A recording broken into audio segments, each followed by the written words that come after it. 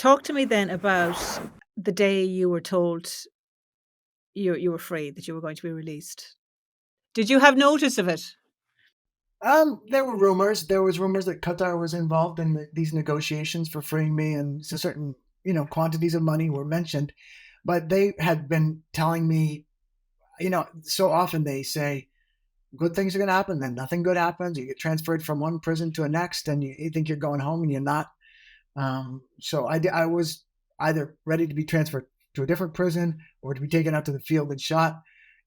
I knew that I knew that my the other prisoners were so often being killed. I'm like, they're not going to let me go after all this. So I was skeptical but hopeful. And how were you told? Who told you? The chief terrorist, who was an important terrorist, an Iraqi guy, who's like, "I'm sending you home to your mama today." I'm like, "Yeah, okay, well, whatever. I'll go and see." Then they brought me some new clothes. They went to the shop and brought me new clothes. I'm like, they wouldn't do this to just kind of kill me. I mean, why would they put me in new clothes? But a week before they were like the same guy was telling me, "I'm going to shoot you with my own hand. I will do it," he said.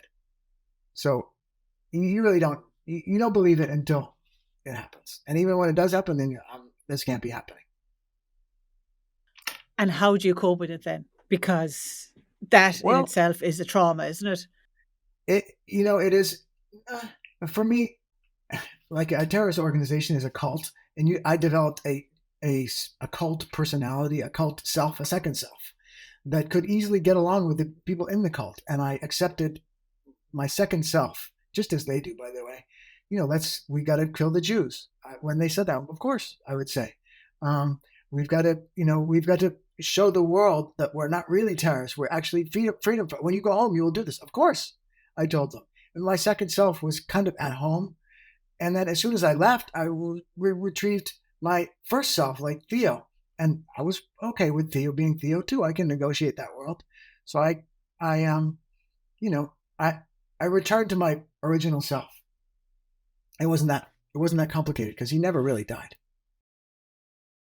Can you remember a moment though where you realized, oh my God, I am actually free. This is it. It's over. This Yeah. horrific Well, thing is over. um, yeah, it was not for the first 24 hours. It was not real. It was like I kept thinking that I was going to wake up and go back. And oftentimes when I did wake, I was sleeping, in the first days after my release, I woke up and I'm like, okay, I'm back in prison. And the whole freedom thing was a dream.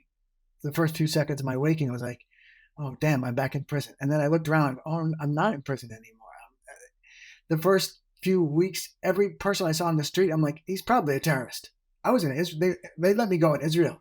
I was looking at all these Israeli guys. I'm like, that guy, he's not a real Israeli. He's a Al Qaeda guy. So I didn't trust anybody. And yeah. And even when I came back to Cambridge, Massachusetts, these journalists were like following me around. I'm like, that guy's definitely Al Qaeda. They were just journalists. Just journalists. Uh,